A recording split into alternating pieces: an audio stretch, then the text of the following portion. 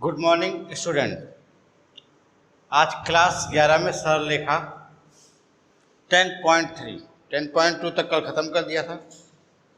जो 2-4 सवाल हल नहीं हुए, काफ़ी सवाल है, हमने उसकी व्हाट्सएप पर फ़ोटो भेज दिए। ठीक, अब देखिए आज 10.3 का पहला सवाल है ढाल अंताखंड के रूप में समीकरण लिखना। तो इस सूत्र मैंने लिखा है, ढाल अंताखंड के रूप में समीकरण हमेशा होता है y बराबर mx प्लस सी। हाँ, कक्षा 11 के बच्चे सभी लोग जो सवाल हम बोर्ड पे लगवा रहे हैं, जो आपको दिया है, उन्हें कॉपी में कंप्लीट करते रहिएगा। मैं प्रत्येक बच्चे को 15 सितंबर के बाद बुलाऊंगा कॉपी चेक करने के लिए। ठीक, इसलिए प्रत्येक बच्चा जो भी कक्षा 11 में है, मैथ्स लगा रहा है, उसे इस बात को ध्यान रखना है, कॉपी में फिर करना है। जितने सवाल मैं लगाऊं, कम से कम उतने सवाल तो कॉपी में मिलना ही चाहिए। राइट, इस चीज़ का ध्यान रखिएगा। 15 सितंबर बाद बुलाऊंगा सभी बच्चों को। आज पहला सवाल देखिए, पहले का ए सवाल दिया है x प्लस 7y बराबर 0। इसमें आप खुद देखिए, y एक तरफ, बाकी सब एक तरफ, तब मन 0 दीजिए अपने मन से। y बराबर माइनस एक्स प्लस 0/7, y बराबर -1/7x प्लस 0। समीकरण नंबर 1। समीकरण नंबर 1 ये लिखिए, समीकरण नंबर 2 लिखिए। ठीक, उपरोक्त समीकरण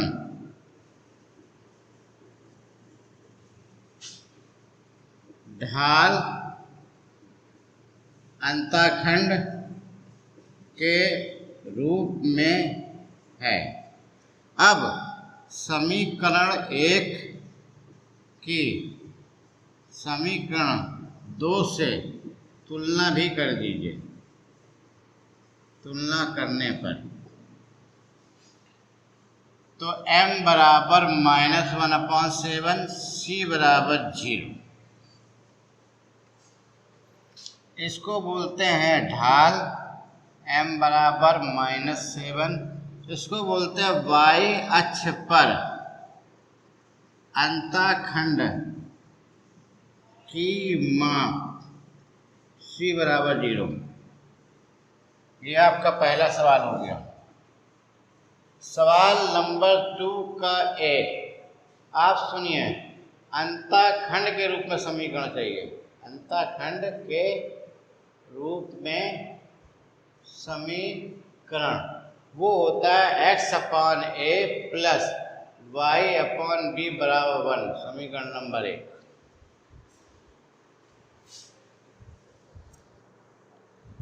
समीकरण है 3x plus 2y, 3x plus 2y -12 बराबर 0। ध्यान से 3x की जगह 2y अपनी जगह 12 को उधर ट्रांसफर करिए। आप जानते हैं 12 गुणा 1 लिख सकते हैं। 3x प्लस 2y, एक को यहाँ लिखो, 3x प्लस 2y बटे 12 कर दीजिए। फिर x/12 y/12, यहाँ 3 यहाँ 2, तो 3 को बटे में लिखिए, 12 को बटे 2 में लिखिए, बराबर 1 बराबर 1। 3 चौको 12, 2 छक्का 12 बराबर 1। समीकरण 2। ठीक, फिर इसमें ये लाइन लिख लेंगे, उपरोक्त समीकरण अंतःखंड के रूप में है। अब फिर समीकरण 1 की समीकरण 2 से तुलना, तो a बराबर 4, b बराबर 6। ठीक, a क्या है? धन x अक्ष पर कटे अंतःखंड की माप a बराबर 4, y अक्ष पर अंतःखंड कटे अंतःखंड की माप 6। ये आपका सवाल 1 और 2। इनके 2 पार्ट और हैं, इनके भी 2 पार्ट हैं, वो स्वयं लगाइएगा आप लोग, नोट कर लीजिए।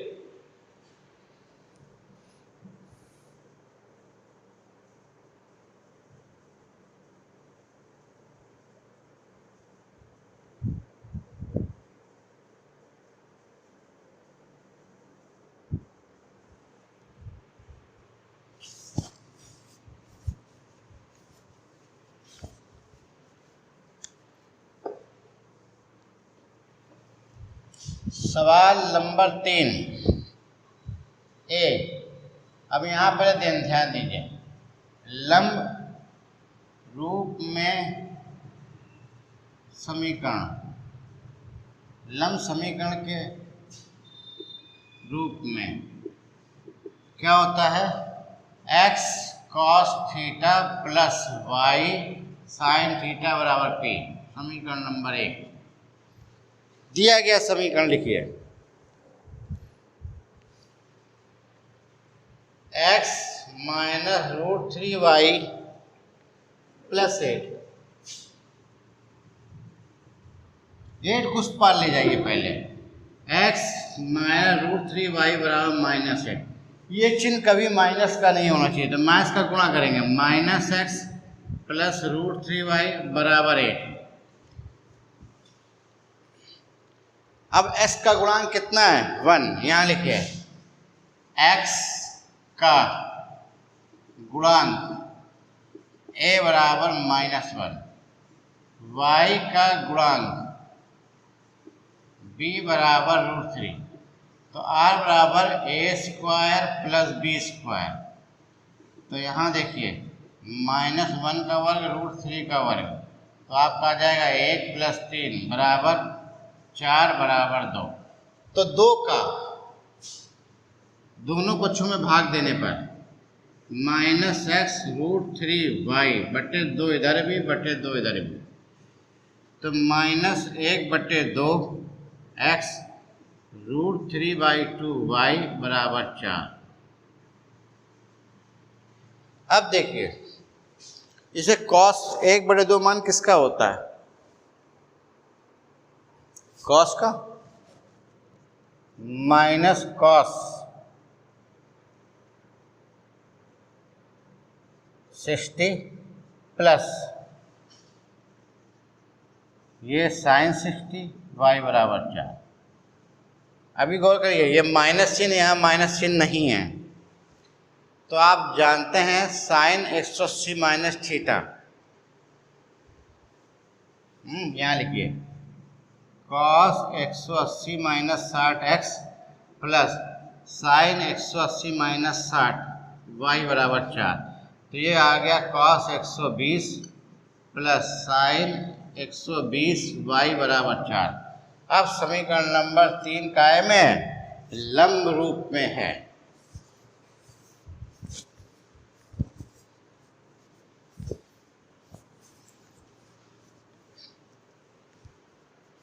क्या लिखेंगे,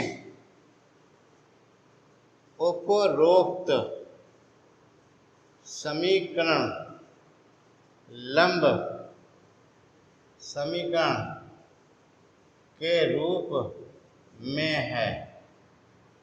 अब समीकरण 1 की समीकरण 3 से तुलना, समीकरण 1 की समीकरण 3 से तुलना करिए। cos थीटा बराबर 120 डिग्री, sin थीटा बराबर sin 120 और p बराबर 4, तो थीटा बराबर 120, थीटा बराबर 120, p बराबर 4।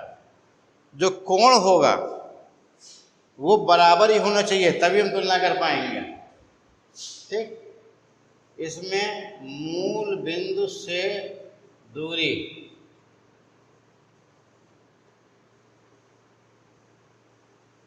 लंब दूरी बोल सकते हैं, लंब दूरी p बराबर 4, ये आपका आंसर, इसका ध्यान रखिएगा।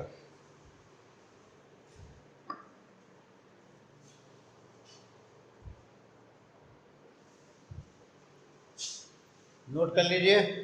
अब देखिए आगे,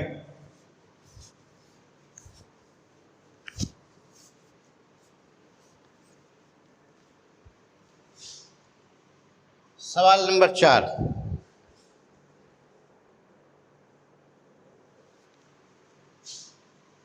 सरल रेखा का समीकरण क्या दिया गया है? 12x + 6 प्लस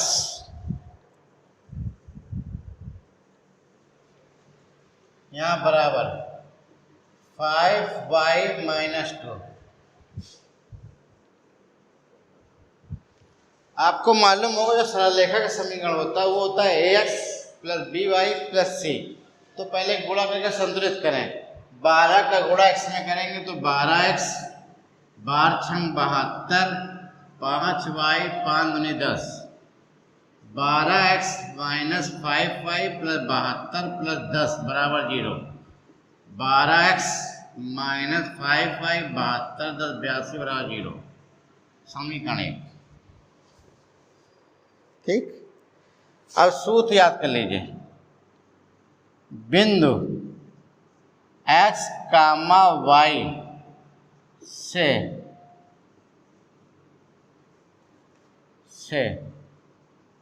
समीकरण 12x - 5y + 82 बराबर 0 पर लंब की माप P बराबर, इस समीकरण को लिखिए पूरा। 12x - 5y + 82 अंडर रूट, जो x का गुणांक उसका वर्ग कर दीजिए, जो y गुणांक उसका वर्ग कर दीजिए। यहाँ देखिए, अब ये किसी बिंदु से होकर जाता है। सवाल में दिया है -1, 1। अब यहाँ लिखिए बिंदु -1, 1, -1, बाकी यही पूरी लाइन छाप देनी है P। तो x में -5 × 1 + 82, 12 12 144 प्लस 55 25, -12 -5 + 82, ये 169, 12 5 17, 65, 65 बचे 13, 13 बचे 65, ये आंसर आएगा। ध्यान से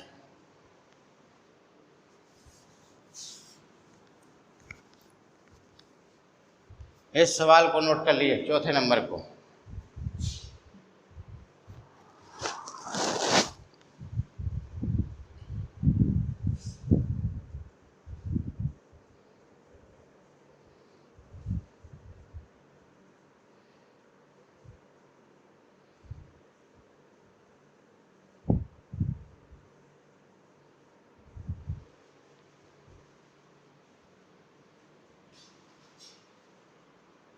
सवाल नंबर 5। x अक्ष पर बिंदु निर्देशांक आएगा आपका x, 0। Correct, very good.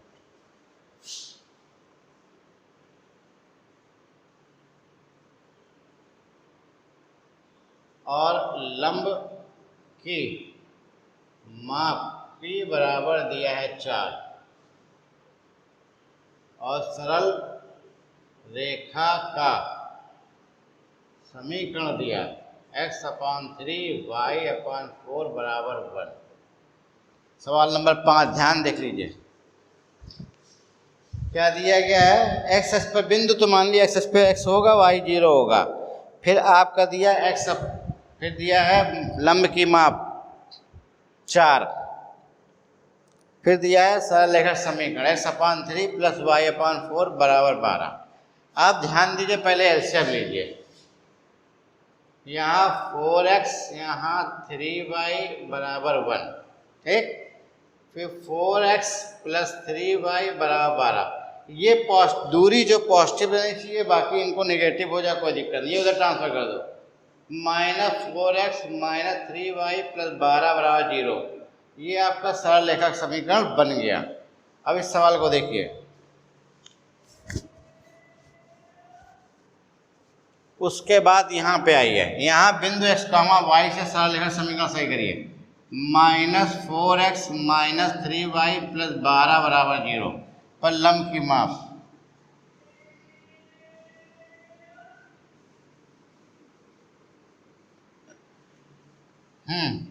यहाँ कितना लिखेंगे?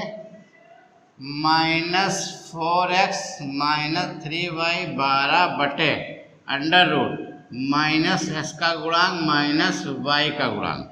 फिर बिंदु दिया है s, 0। कितना दिया है? s, 0 से, और यहाँ दिया लंब की माप 4।